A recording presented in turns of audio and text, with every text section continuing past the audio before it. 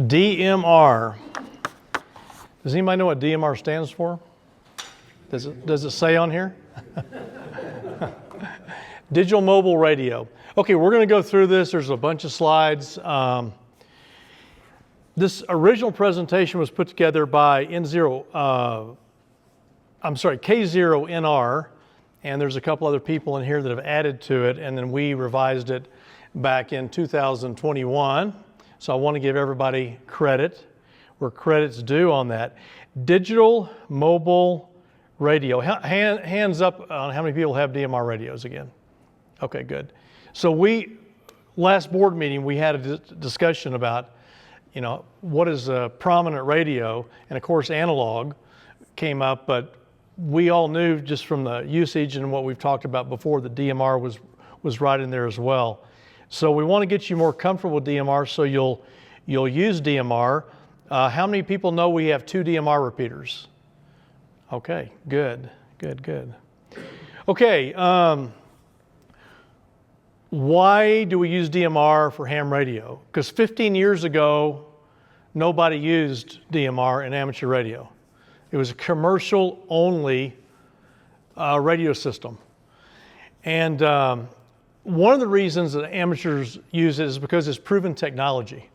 It is being used by hundreds of thousands of people all over the world. It's a European standard. We'll talk about that in just a minute. And the other reason that amateur radio clubs and individuals use it is because it's more spectrally efficient. It's narrow as opposed to an analog signal, which is 25 kilohertz wide. We're talking about 12.5 kilohertz. So you all know about the dilemma we have with our VHF repeater, right? We're on a shared pair because all of the VHF repeater pairs up and down the front range are allocated. There's no more space. There's no more frequencies available. So instead of an organization that does this, assigning us a frequency, we have to use a frequency that anybody can use. No protection, okay? There are no more radio frequencies available for VHF repeaters on this side of Colorado. And all over the country, you run the same problem. We've used the entire band. And everybody wants more band, everybody wants more frequencies. And not just amateurs, but commercial. So if majority of the repeaters in Colorado operate on 25 kilohertz wide, and DMR is 12.5 kilohertz, what does that mean? It means it's certainly more efficient. And if we were to implement more DMR repeaters and turn off some of the analog repeaters, which that may never happen, we can get a lot more repeaters on the air. So that's one reason why it's good for amateur radio. Also, we're going to talk about this. DMR is 2 time slot operation. And what that means is, if Don and I are talking on an analog frequency, somebody else can jump in, but there's just one conversation going on that frequency at a time. With DMR, there can be 2 conversations going on at the same time. So super, super efficient. Radios. How many paid less than $200 for their DMR radio? How many paid less than $100? Okay. I don't know if Tom bought this one or somebody did, but I think Brad had it for sale on our forum. I think Brad sold a DMR radio for $40 on there. Is that right, Brad? Maybe 25?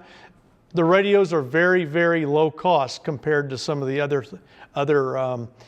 other radios, and amateurs are pretty cheap, so that's another reason it's a good fit.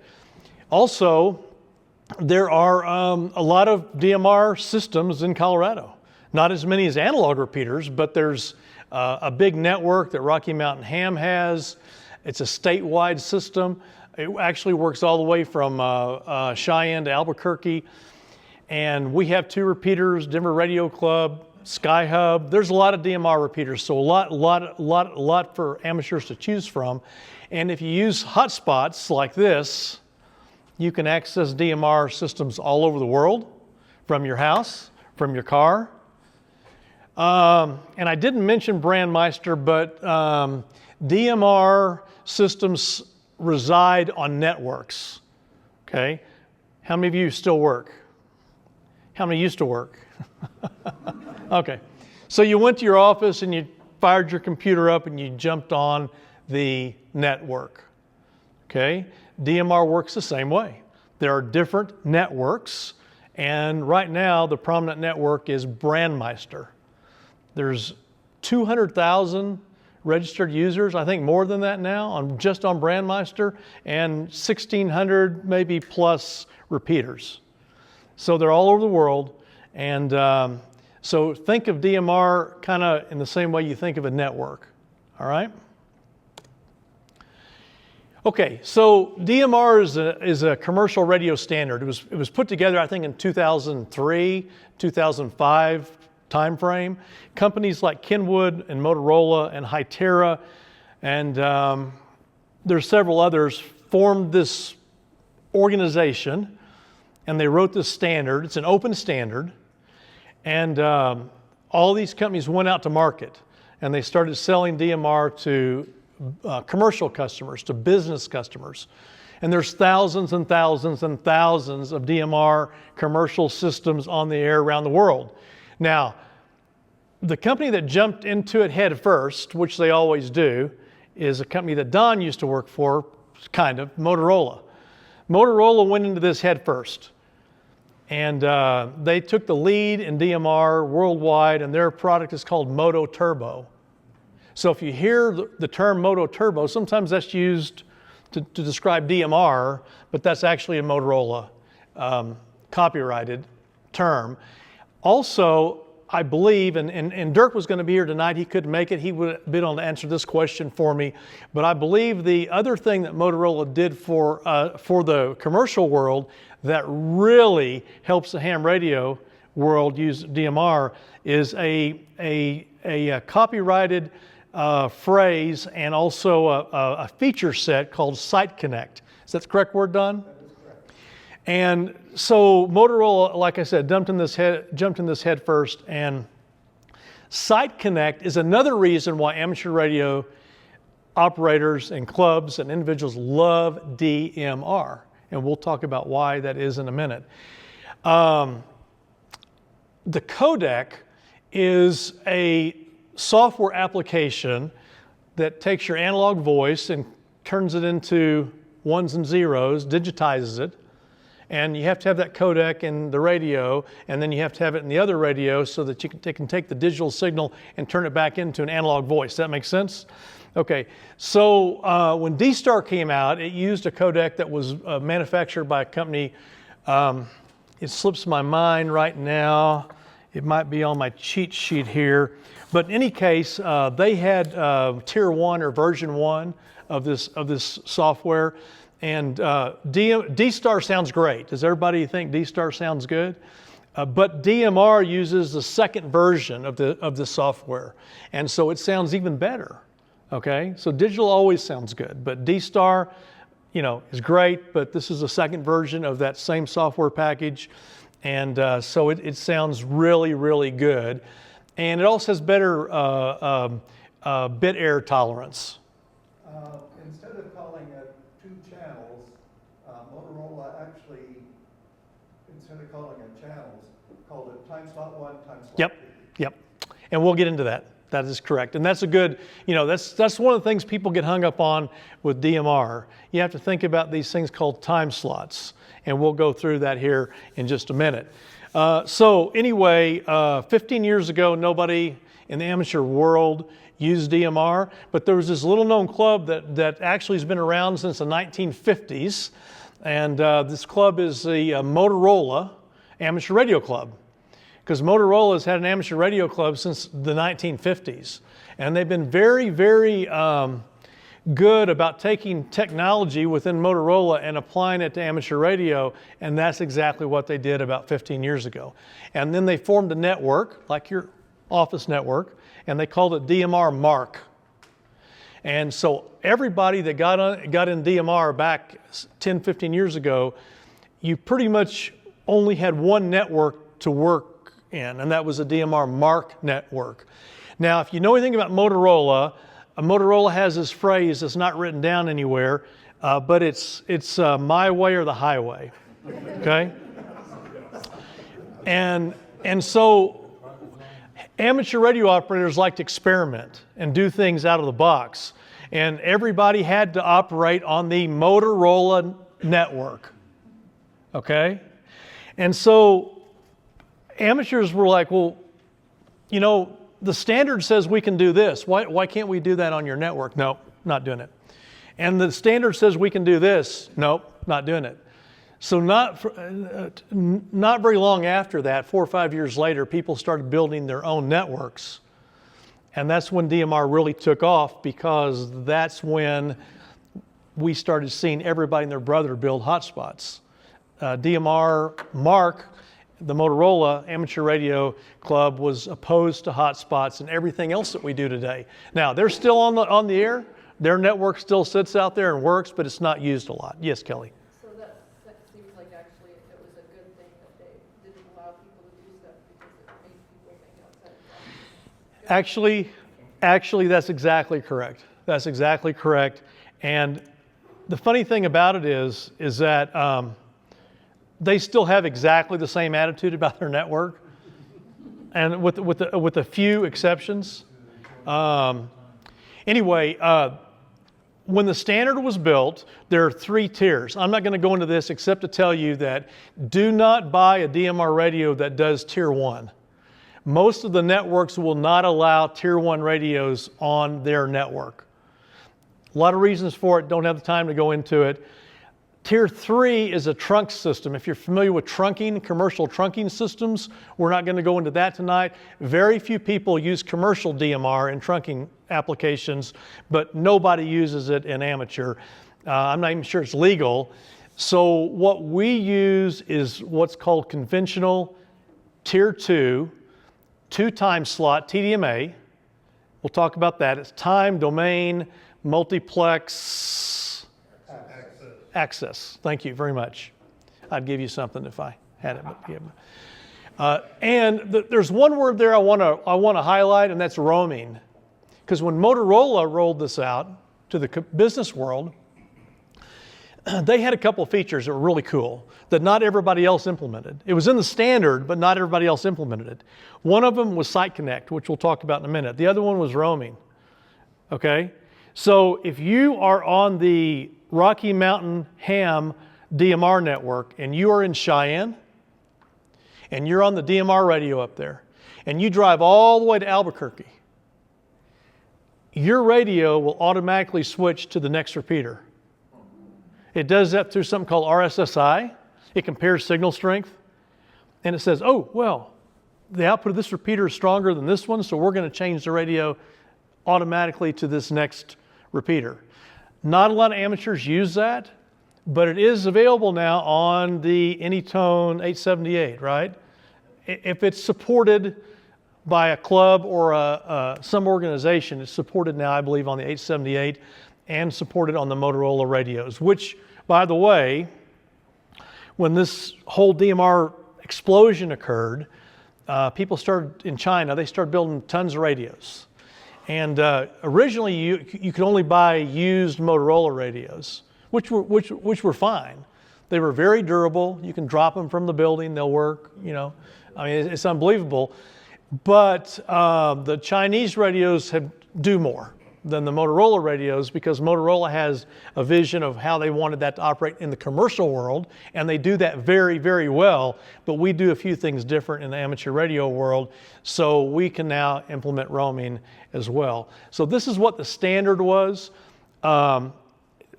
What is interesting, a lot of people don't know this, but the standard is, in Europe, it is set up to where the DMR can be operated from 30 megahertz to 1 gigahertz.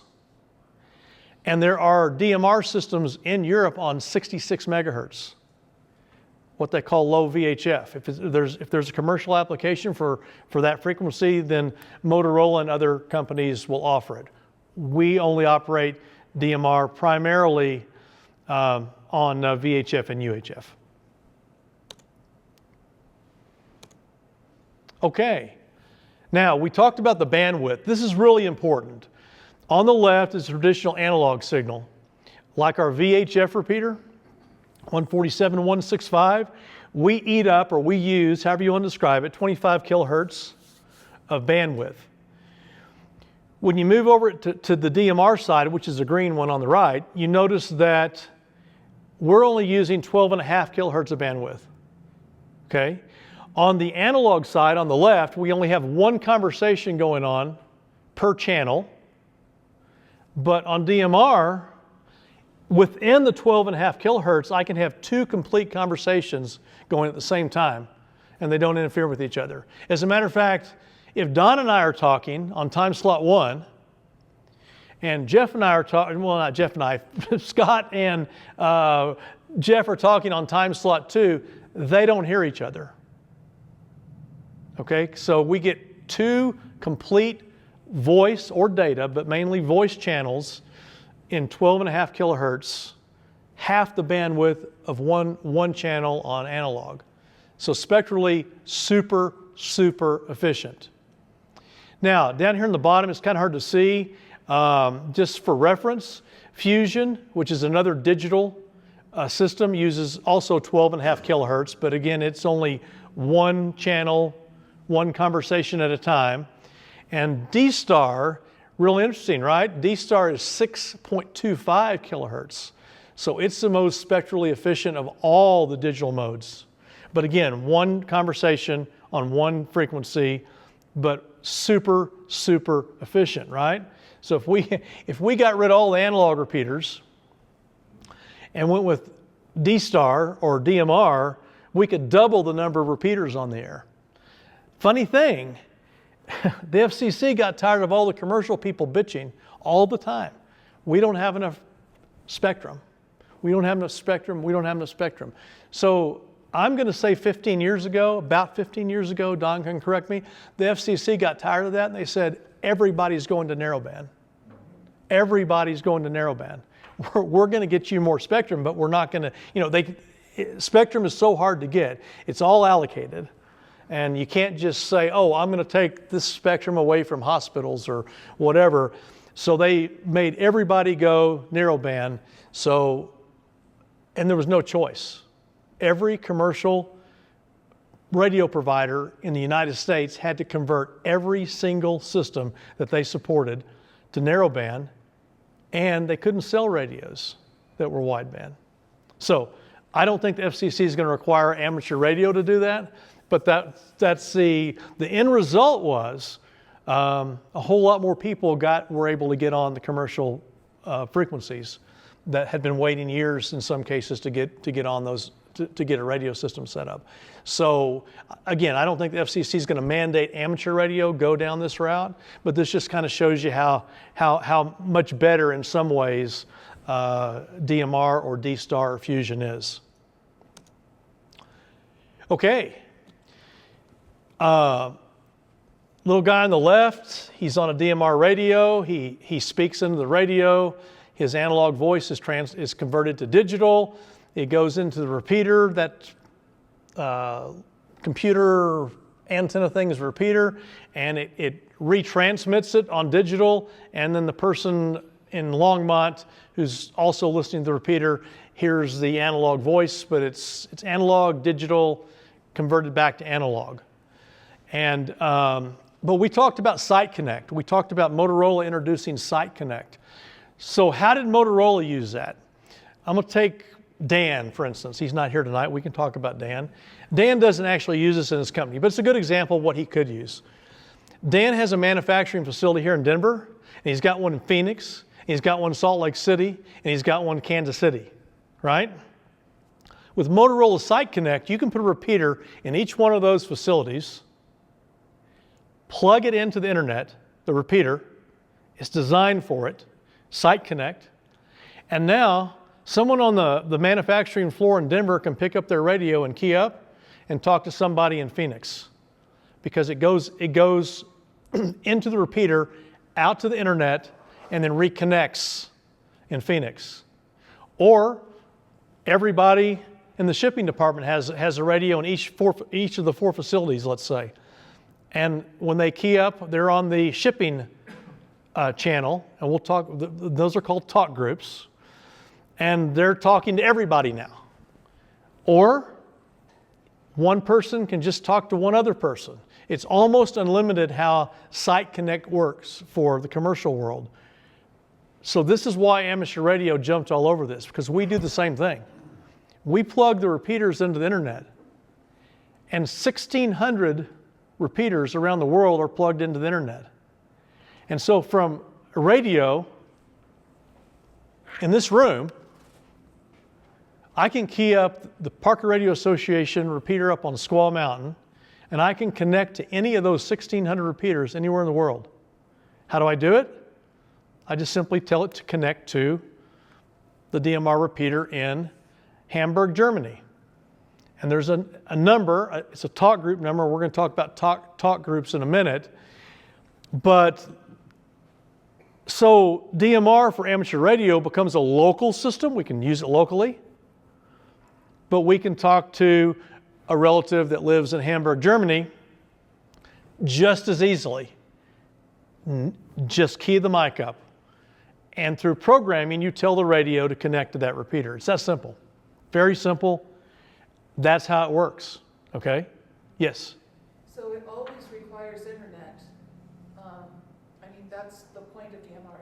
It's an internet-based Correct. thing. Other than using it locally. Right. You can use it locally without the internet to some degree. Now there's I'm not going to get into that too much tonight.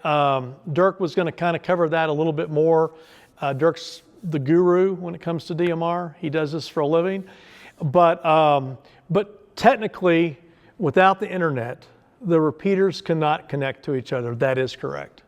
So I think I know what you're thinking. You're thinking, is this a great system or a good system for the prepper community to prepare for when there's a major disaster? And the answer is possibly, right? If there's connectivity, wow, what a great way to get assistance.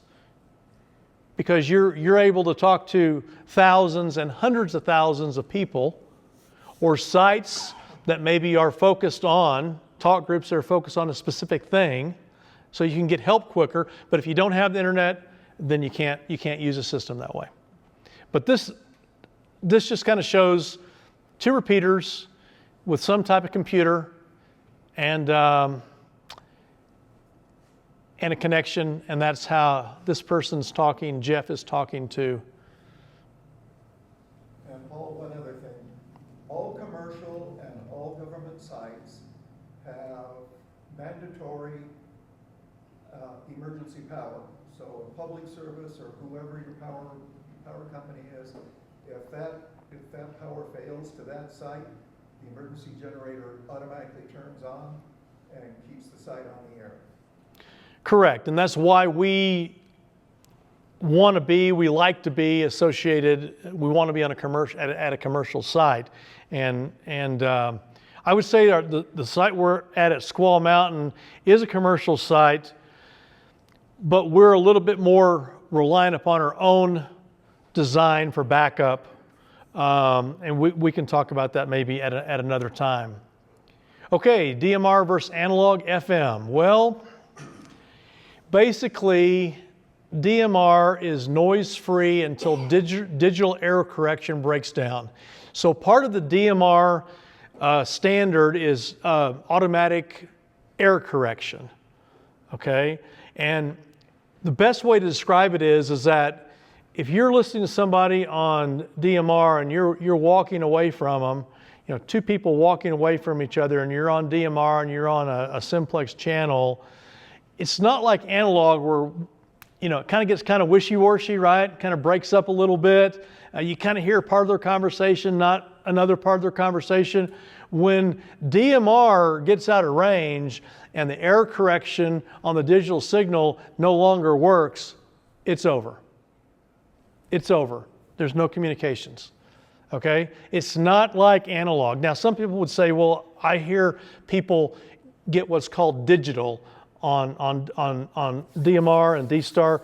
That's a little bit different phenomenon, but for the most part, analog can be stretched out a little further maybe, in some cases, not stretched out, but you can work on the fringe DMR, there is no fringe. Error correction stops working, you don't hear the other signal. It's that simple. That's one of the differences.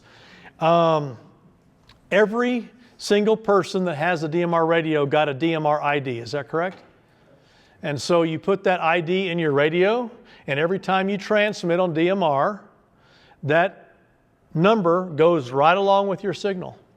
And because of that, we know who's on our repeater, because we know that number's in a database, and so not the case with analog. Analog is different in that way as well. We already talked about DMR is spectrally more efficient than FM, analog FM. 2 channels in one installation. Boy, that's huge for amateur radio clubs, right? Now, I will tell you, and Wayne is not here, and he would give me kind of a dirty look, but our chief technology officer is here, so he may give me a dirty look. We do not utilize our DMR repeaters in ways that we could, okay? Either because we don't have enough usage, or because we just don't do some things that we could do. But when we put up a repeater, and it's a DMR repeater, I think the club needs to look at that and say, we just put up 2 repeaters. I mean, let's utilize those 2 time slots. And we don't do that probably as well. We don't promote that as well. But we'll talk a little bit about that in a minute on why we could and why we might in the future. And the other thing is that FM repeaters, analog FM repeaters, we are hooked into the All-Star network on our VHF repeater. So we do have some internet connectivity. But there's some differences between doing that analog and doing that digital, but they're still both kind of networking, so we won't really go into that too much. We talked about some DMR radio support roaming. Very cool. Primarily only Motorola and Anytone right now that I'm familiar with. And then one day I'm sitting at my kitchen table and I get a text message on my DMR radio from Dan. What? So 4 days later, after I read a whole bunch of information on it, I sent him back a text message. Yeah. Stop. Who is this? How did you hack my radio? You know, we could spend a whole evening on texting, but over DMR, but you can send text messages across the DMR network because it is a network, okay? And we also talk here a little bit about analog linking with Echolink and IRLP and All-Star. We are not going to go into this a whole lot. We do have the VHF repeater, and it is on the All-Star. It uses All-Star, and we have a couple other repeaters linked into that. But it's a little different. But I think the point that this person is trying to make here is that we use a system called Asterisk on the All-Star system.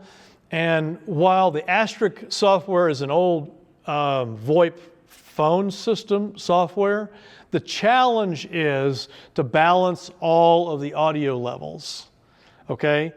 So with analog, whenever I use All-Star to connect to another system, I like to think that Asterisk, the software that is being used around the world on the All-Star system, I like to think that Asterisk balances this all out a little bit, but it doesn't. So sometimes when you connect with All-Star, the audio on the other side is really hot or it's really low, okay?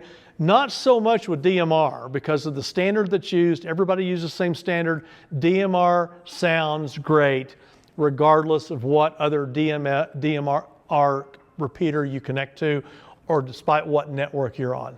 It just has that built in, and it's amazing that you can talk to, I can talk to Jeff on the DMR repeater here, and I can talk to somebody in Japan, and the audio levels are identical, and so that's something that's really important with DMR. And then the last thing again is time slot 1 and time slot 2. And we're going to cover a lot of this next week on time slot 1, time slot 2.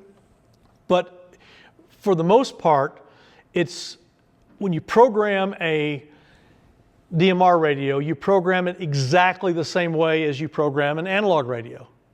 Transmit frequency, receive frequency, some type of tone, okay? We call them color codes on DMR. And you do the same exact thing. If I was sitting here right now and programming a DMR radio and programming an analog radio, nothing is different until you get to time slots. And you have to tell the software before you program the radio whether you're going to be on time slot 1 or time slot 2. And in a minute, we're going to talk about that. But I want you to remember that, because that's where a lot of people get hung up. How many people have gotten hung up with time slots? Okay. All of us. All of us. There are commercial people. I've met people who've been in the commercial world for 25 years, 30 years, whatever. And when DMR was introduced, they were like, what? It's like, it wasn't intuitive. Okay? So that is what catches people. Let's talk about living in the commercial world for a minute. And I just put this in here because some of you will go out and buy used Motorola DMR radios. Why? Because you can drop them off the building. 2, because you can get them for a reasonable price nowadays. Okay? And 3, we have a great deal of support in this club for Motorola radios. And so, maybe you want that Anytone 878. It's just way too complicated for me. But if you want to take the time and learn it, how many have an 878? Yeah, a lot of people, right there. But a lot of you will still buy Motorola radios. But a couple things I want you to understand is if you buy a Motorola radio, you have to program the radio differently, usually. Although most of these radios like the 878 use the same terminology now. And a couple things in here I just want to go over. The first thing is the software file, not the software, but the file that you build is called a code plug. And whether it's Motorola or whether it's an Anytone, you're going to say, what do I want to do? What do I want to do? And then you're going to take the software program and you're going to build this set of instructions, this data, and how you want the radio to work. And that package, that file you're going to save on your computer is called a code plug. Comes from the commercial world, comes from Motorola. And so we're all going to program our radios by code plugs. But if you happen to buy a Motorola radio, just remember, you can't program anything by the keypad. It's not allowed in most commercial radios. So it's set up with the FCC. The programming is not going to be similar to what you find with Kenwood, ICOM, or Yaesu. Okay? They kind of do things a certain way. And then Anytone does it completely different. But just keep in mind, you can buy used Motorola radios. We will help you find those radios and show you where to buy them, and we will provide the software for you. And sometimes they are the best choice because they are very cost effective. But just keep in mind, you're taking a commercial radio and trying to use it in the amateur radio world, so there's a few things that are going to be different. I just wanted to throw that note in there. If you buy the 878, this radio was pretty much designed for amateurs. I mean, they have a commercial version, but that radio was designed for amateurs, but it's still not super easy. How many people have got hung up programming their radios using a code plug? Everybody. That's why we're going to cover it next week, all right? Because that's the whole thing. The radios don't work unless you program them with the software. They don't work. Most of them don't. And then you have to get it right, because if you get off one little thing, right? If you set it up for time slot 1 and you're trying to get on the local time slot, which is time slot 2, you're not going to be able to talk to anybody. Yes? Do the commercial radios broadcast on non-amateur frequencies? Do they? Or should you? No, do they? Oh, okay. I just want to make sure I got that question right. Yes. Most of the commercial UHF radios that Motorola builds operate on the amateur bands, GMRS, and the commercial bands. Okay? Now there's a reason why Motorola, I'm getting off the subject here, but history lesson, I guess, tonight. There's a reason why Motorola, for many different series of radios, starting back in the 1950s probably, but I know for a fact in the 1960s. From the 1960s up until current production radios, there's a reason why that they almost all work in the amateur bands. Now, there's different series of Motorola radios, right? And every once in a while there was a series of radios that didn't. But for the most part, they all operated in the ham bands in addition to the commercial bands. There's two reasons for that. One, they sell that radio globally. And in some other countries, it's our ham band, it's their commercial band. But that's not the main reason. The main reason is because there's a Motorola Amateur Radio Club. And those people that are in that club had decision-making authority on where these radios operated.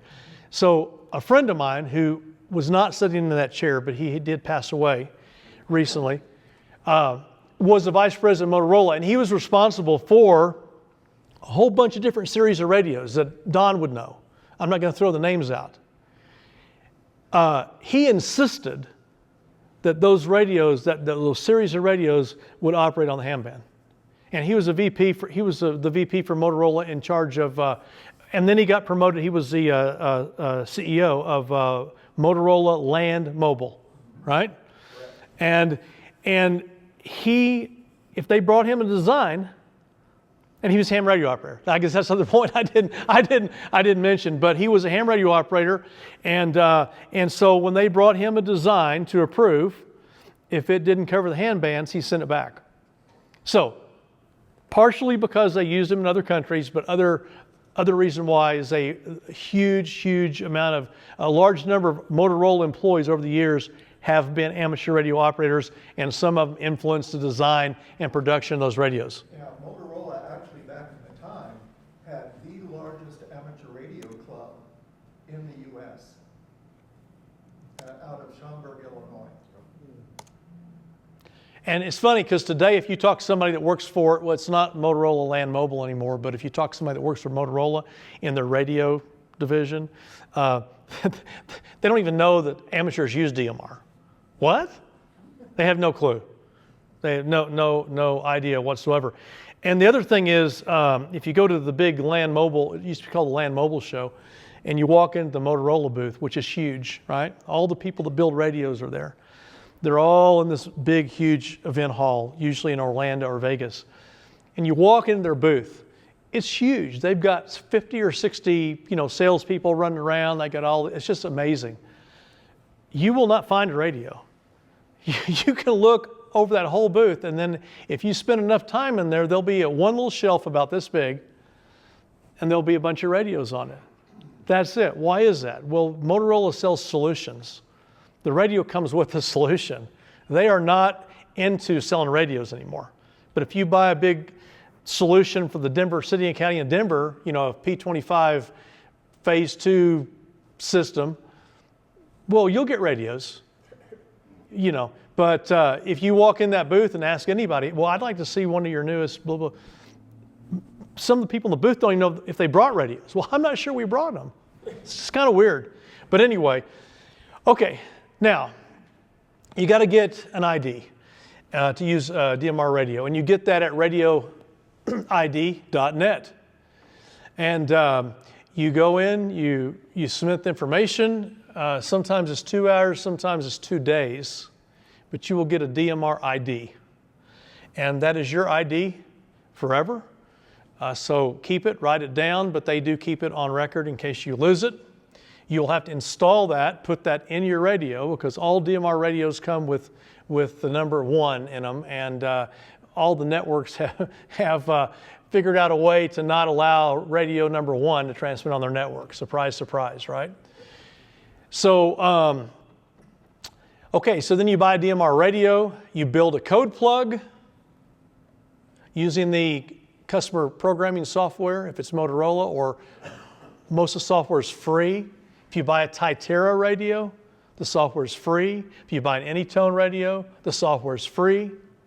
If you buy a Motorola radio, we will get the software for you. It is not free, but it will be free to you, but you can't sell it, and you don't want to, you don't want to butt heads with Motorola. But we're allowed to use it as amateur radio operators, but we get the software through an authorized Motorola dealer for the most part. Not a problem. We have people that can get that. And then once everything's set up, then you can transmit, and you can get on different talk groups. So we're going to talk real briefly here about talk groups and time slot 1 and time slot 2. Who wants to hear about those things? Okay.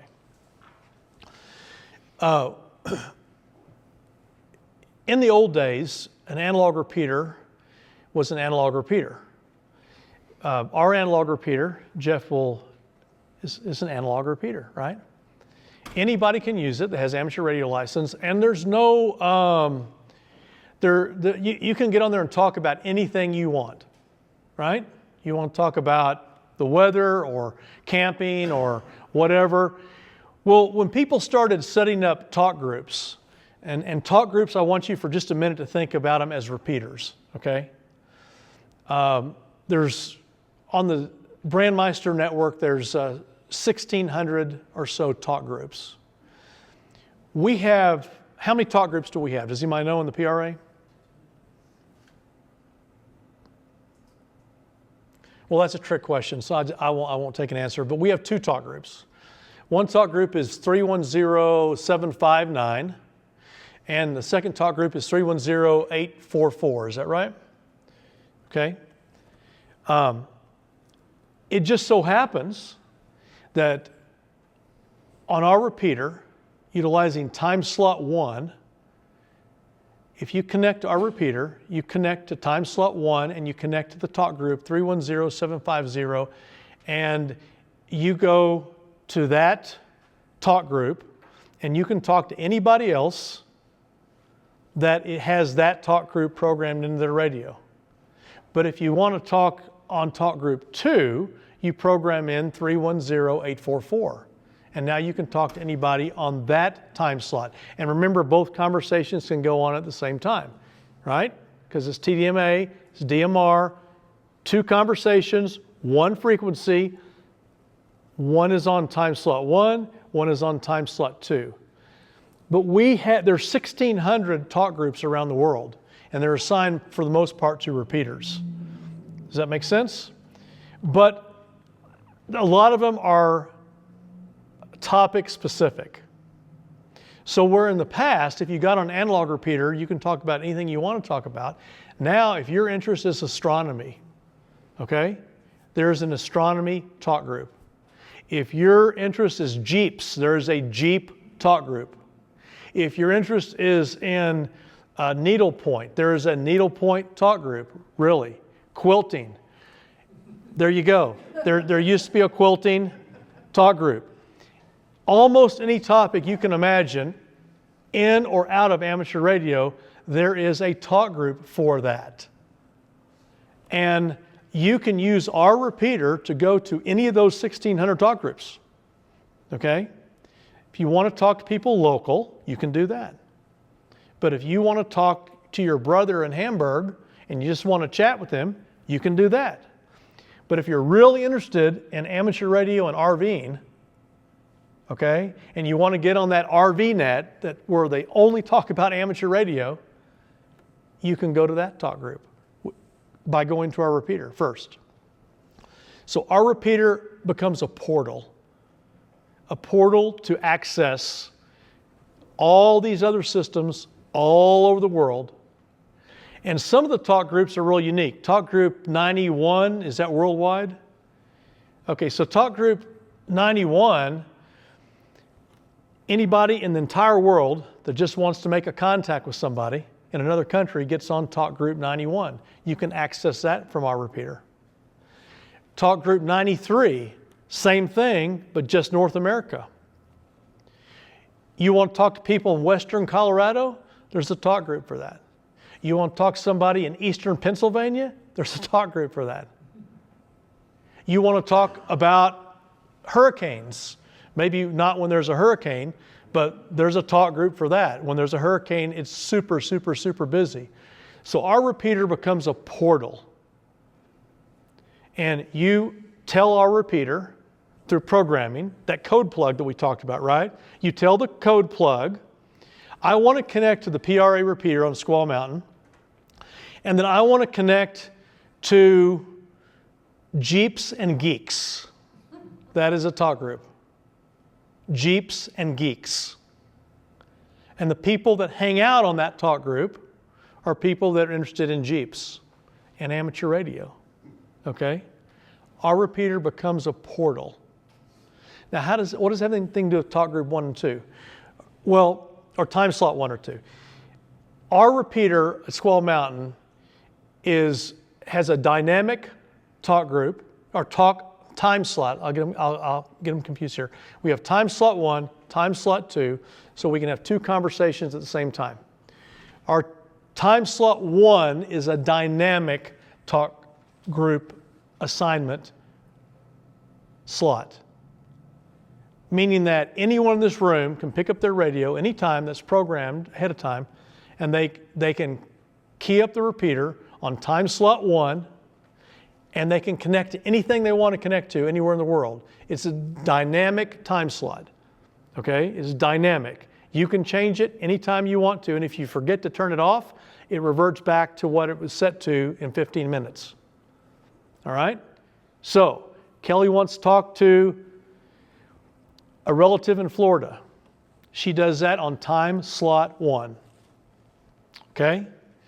Chad wants to talk to a family member in Venezuela.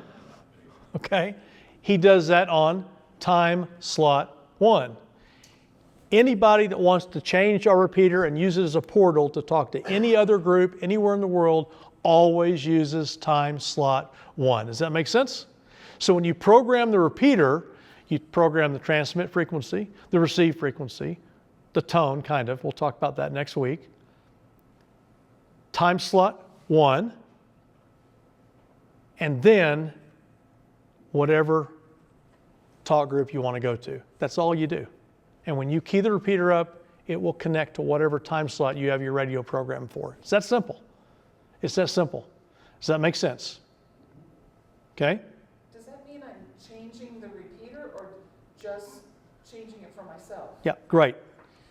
And I'll get that in just 2 seconds. That's a very, very good question. I'm glad you asked it. I want to talk about time slot 2 for just a second. So time slot 1 is dynamic. You can change it. Anybody can change it. Okay? And time slot 2 is static. You cannot change it. It's always on what we call our local talk group, which is 310-844.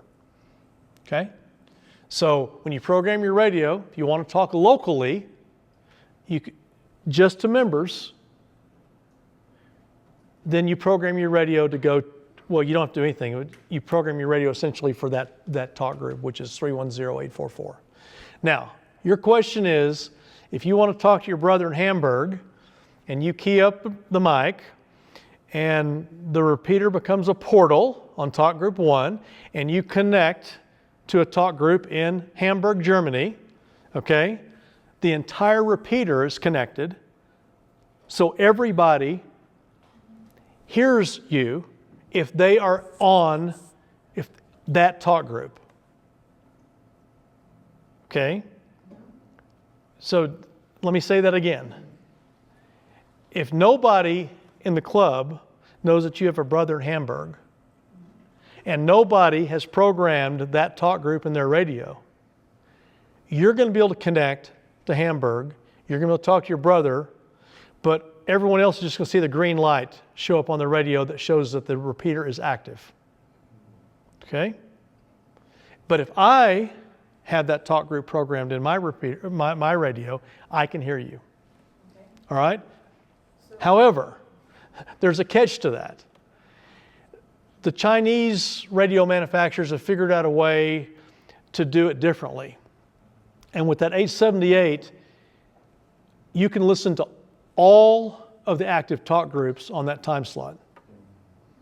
Okay, you cannot do that with the Motorola radios unless you have that talk group programmed in your radio.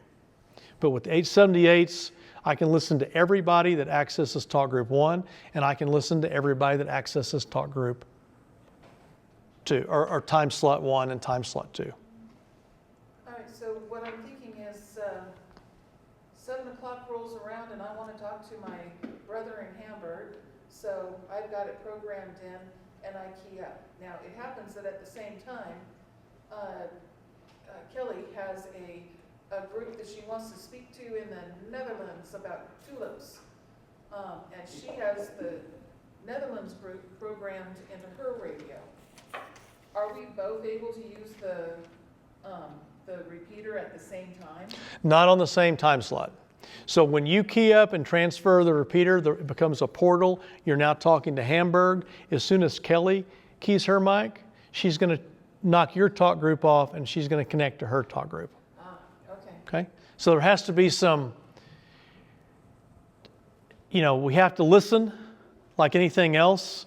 And with the 878s, like this radio, we can actually do that pretty well. If we're all using Motorola radios, it becomes a little bit more complicated, and sometimes we kick people off. We don't know that we're doing it. Tom? Yeah, does it hold the talk group waiting for a response when you unkey? 15 minutes. Okay, so you're once you key in, you've got that reserved for 15 minutes. Unless somebody else changes it. Okay.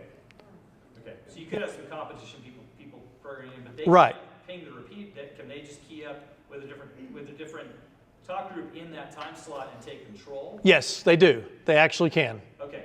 So if you have 5 people that want to get on the air at the same time, and they all want to talk to different talk groups, and they're all on time slot 1, every time somebody else keys the mic, it will change that repeater to that new talk group. So you have chaos. It's kind of, okay. Chaos. Absolute chaos, yes. So when you key up a call group, like she calls her brother in Hamburg, does everybody in the world in that call group hear that? In the Hamburg talk group. Yes. Whatever's in that Well- 100 can hear that. It's like a repeat. Yes.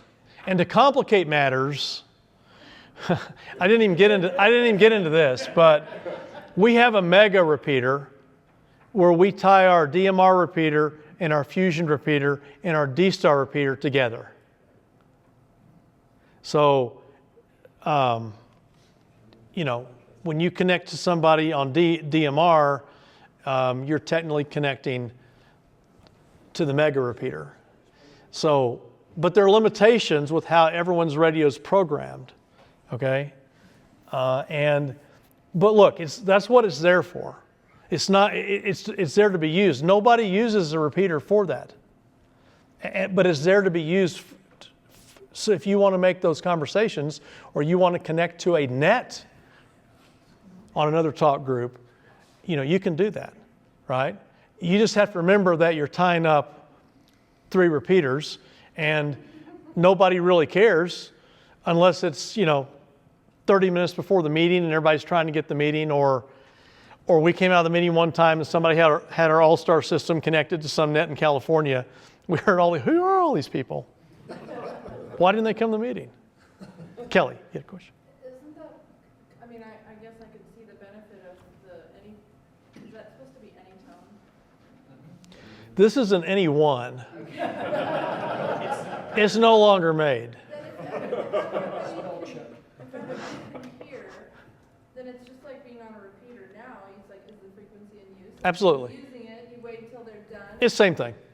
Or It's the same thing. or whatever. So Yeah. there's a benefit for everybody hearing versus Yeah. the Motorola where you just knock somebody off and maybe you didn't even know you were knocking them off. Correct. Right. Just listen, and if you see your green light light up, but you don't hear any audio, then either you don't have your any one or any tone programmed to listen to all the different talk groups that are coming across time slot 1, or you have a Motorola that doesn't allow that unless you have that talk group in your receive group. that's for programming next week. So there are situations where you can inadvertently kick somebody off, but because our repeater is never used this way, it's really not an issue. Question? We'll be closing in 20 minutes. If you're listening to time slot 1 on this repeater here, are you listening to time slot, and you have an anytone radio, and it's open, not discriminating for a certain talk group, are you listening to time slot 1 on all 1,600 repeaters, or just the local one? No, just our local repeater. So if someone from Chicago is calling Hamburg on a talk group on time slot 1, you're not hearing that here. Well, we are. If you connect to talk group 93, that is a North American major wide area connected talk group. You hear everybody on there connecting to everybody all over the United States. Is it in the definition of the talk groups where they should be listened to? Yes. Okay. Yeah, so talk group 93 under the Brandmeister Network list, because we use a Brandmeister Network. There's 4 or 5 networks, but we use a Brandmeister Network. Talk group 93 says North America. Talk group 91 says worldwide. Talk group 74 says Astronomy Club. If you connect to that talk group, you're going to be able to talk to and hear anybody on that talk group. I'm just wondering this feature of it to be able to listen to all the different ones at once. It seems like it would be so jammed all the time. Like It can be a problem in that situation, so you turn that feature off. So that's not a good feature to have if you are listening to a talk group that's very, very, very active. There's a similar type on Fusion, America's Link, and D-Star has the same thing. So let's go through something real quick here and we'll bail. These are some of the radios. That's the finest handheld DMR radio you can buy. There's a Kenwood. There's an MD380, which is very inexpensive, under $100. That says VHF, but they're UHF. There's a mobile radio. That is an Anytone, not an Any1. Here's a nice Motorola Mobile. Very, very nice radio. And just real quickly, we have a DMR repeater at the water tower, 470 in Chambers. And you notice that time slot 1 is wide area linking. Time slot 2 is local traffic. You can change time slot 1, you cannot change time slot 2. Okay, here is our Squaw Mountain repeater. Same thing, wide area linking is time slot 1, time slot 2 is static. By the way, that's the same for every DMR repeater in the world, pretty much. Okay, and we're running Motorola repeaters on both of those sites. This is the Denver Radio Club repeater. This is the SkyHub. Now this is the SkyHub system. That is from 5 years ago. They now have 4 times as many repeaters tied into their little, what do we want to call it, experiment. Okay. One of those repeaters is DMR. You go get on their DMR repeater, you now key up 40 repeaters in Colorado. It's pretty fun. And here's a Brandmeister Network. At this particular point in time, there were 16,000 hotspots on the network, almost 5,000 repeaters. And you can actually go onto their network and you can they record every single voice conversation in the entire world on their network all the time. I think they're still doing that. And there's now around 18,000 hotspots and about 6,200 repeaters and over 200,000 DMR users, and a lot of them are on Brandmeister. And there's a hotspot, and there's a hotspot that plugs into your computer, and there's an outdated one. So this is just some stuff. That's what the repeaters look like. That's what our 8300 repeater looks like. That's a new Motorola. And we're not going to have time for questions, but bring your questions next week. All right? Thank you.